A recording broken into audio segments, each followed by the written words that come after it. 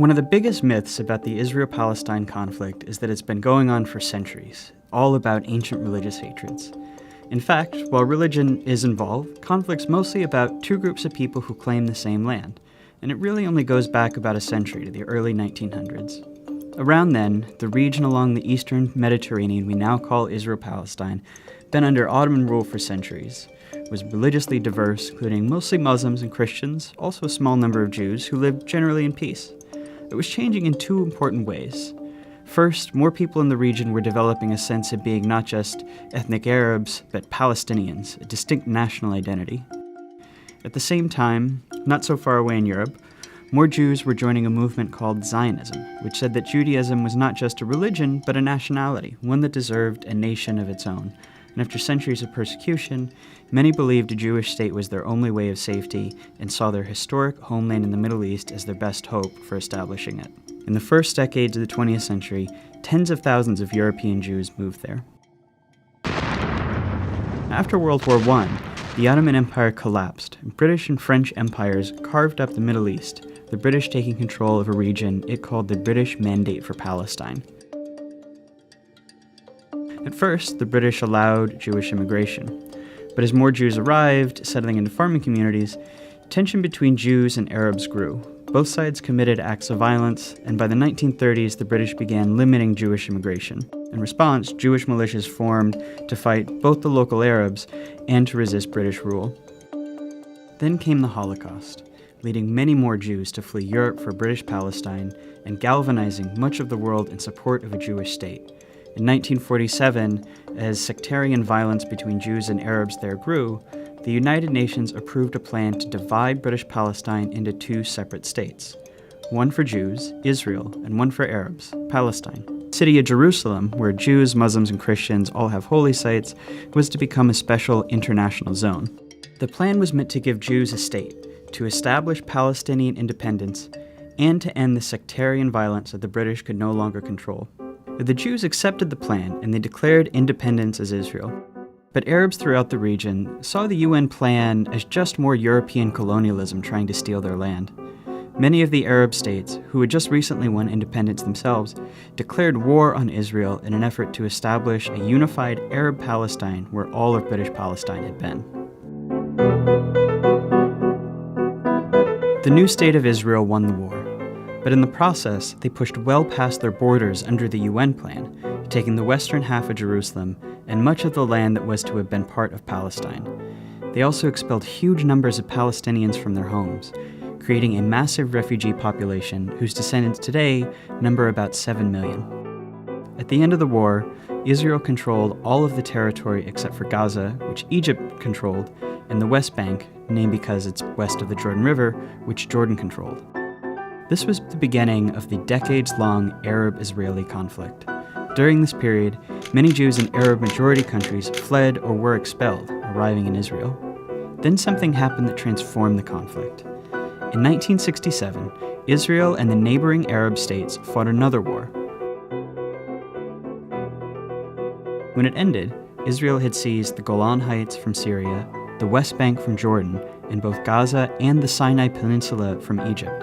Israel was now occupying the Palestinian territories, including all of Jerusalem and its holy sites. This left Israel responsible for governing the Palestinians, a people it had fought for decades. In 1978, Israel and Egypt signed the US-brokered Camp David Accords.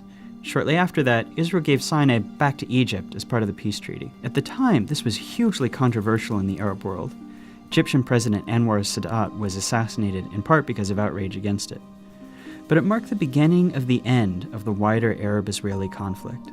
Over the next few decades, the other Arab states gradually made peace with Israel, even if they never signed formal peace treaties. But Israel's military was still occupying the Palestinian territories of the West Bank and Gaza, and this is when the conflict became an Israeli-Palestinian struggle. The Palestinian Liberation Organization, which had formed in the 1960s to seek a Palestinian state, fought against Israel, including through acts of terrorism. Initially, the PLO claimed all of what had been British Palestine, meaning it wanted to end the state of Israel entirely. Fighting between Israel and the PLO went on for years. even including a 1982 Israeli invasion of Lebanon to kick the group out of Beirut. The stillness of the ceasefire in southern Lebanon was shattered today by the sound of guns, bombs, and planes. The PLO later said it would accept dividing the land between Israel and Palestine, but the conflict continued. As all of this was happening, something dramatic was changing in the Israel-occupied Palestinian territories. Israelis were moving in. These people are called settlers, and they made their homes in the West Bank and Gaza, whether Palestinians wanted them or not. Some moved for religious reasons, some because they want to claim the land for Israel, some just because the housing is cheap, and often subsidized by the Israeli government. Some settlements are cities with thousands of people, others are small communities deep into the West Bank. If you've always felt a deep yearning for Jerusalem, now is a once-in-a-lifetime opportunity, not only to stand within its gates, but also to build the home of your dreams there. Settlers are followed by soldiers to guard them, and the growing settlements force Palestinians off of their land and divide communities. Short term, they make the occupation much more painful for Palestinians. Long term, by dividing up Palestinian land, they make it much more difficult for the Palestinians to ever have an independent state. Today, there are several 100,000 settlers in occupied territory, even though the international community considers them illegal. By the late 1980s, Palestinian frustration exploded into the Intifada, which is the Arabic word for uprising. It began with mostly protests and boycotts, but soon became violent. Israel responded with heavy force. A couple hundred Israelis, over 1,000 Palestinians died in the First Intifada. Around the same time, a group of Palestinians in Gaza, who considered the PLO too secular, too compromise-minded, created Hamas, a violent extremist group dedicated to Israel's destruction. By the early 1990s, it's clear that Israelis and Palestinians have to make peace. The leaders from both sides signed the Oslo Accords. This is meant to be the big first step toward Israel maybe someday withdrawing from the Palestinian territories and allowing an independent Palestine. The Oslo Accords established the Palestinian Authority, allowing Palestinians a little bit of freedom to govern themselves in certain areas. Hardliners on both sides opposed the Oslo Accords. Members of Hamas launched suicide bombings to try to sabotage the process. The Israeli right protests peace talks with ralliers calling Prime Minister Yitzhak Rabin a traitor and a Nazi. Not long after Rabin signs the second round of Oslo Accords, a far-right Israeli shoots him to death in Tel Aviv. But this violence showed how extremists on both sides can use violence to derail peace, keep a permanent conflict going as they seek the other side's total destruction. That's a dynamic that's been around ever since. Negotiations meant to hammer out the final details on peace drag on for years, and a big Camp David summit in 2000 comes up empty. Palestinians come to believe peace isn't coming, rise up in a second intifada, this one much more violent than the first.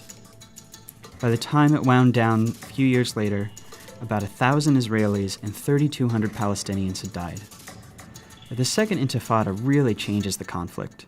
Israelis become much more skeptical that Palestinians will ever accept peace or that it's even worth trying. Israeli politics shift right, the country builds walls and checkpoints to control Palestinians' movements. They're not really trying to solve the conflict anymore, just to manage it. The Palestinians are left feeling like negotiating didn't work and violence didn't work, and that they're stuck under an ever-growing occupation with no future as a people. That year, Israel withdraws from Gaza. Hamas gains power, but splits from the Palestinian Authority in a short civil war, dividing Gaza from the West Bank. Israel puts Gaza under a suffocating blockade, and unemployment rises to 40%. This is the state of the conflict as we know it today. It's relatively new, and it's unbearable for Palestinians. In the West Bank, more and more settlements are smothering Palestinians, often respond with protests and sometimes with violence, though most just want normal lives. In Gaza, Hamas and other violent groups have periodic wars with Israel. The fighting overwhelmingly kills Palestinians, including lots of civilians.